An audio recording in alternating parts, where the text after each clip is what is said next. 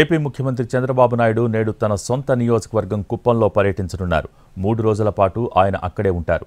కుప్పం నియోజకవర్గం అభివృద్ధిపై ఫోకస్ పెట్టిన బాబు స్వర్ణకుప్పం 2029 విజన్ను ఆవిష్కరించనున్నారు. 1500 కోట్ల రూపాయల అభివృద్ధి కార్యక్రమాలకు ఆయన శ్రీకారం చుడతారు. జననాయకుడు కార్యక్రమంలో భాగంగా ప్రజల నుంచి వినతులు స్వీకరించనున్నారు. నియోజకవర్గ అభివృద్ధిలో భాగంగా 1000 కోట్లతో 50,000కు పైగా ఇళ్లకు సోలార్ విద్యుత్ కనెక్షన్స్ ఇస్తున్నారు. పాడి పరిశ్రమ అభివృద్ధికి కుప్పంకు మరో డైరీని కేటాయించారు. ఆ ప్రాంతంలో 3 లక్షల మందికి ఉపాధి అవకాశాలు కల్పించేలా ప్రణాళికలు సిద్ధమయ్యాయి. నియోజకవర్గాన్ని రాష్ట్రానికే ఆదర్శంగా తీర్చిదిద్దాలి అన్నది స్వర్ణకుప్పం విజన్ లక్ష్యం.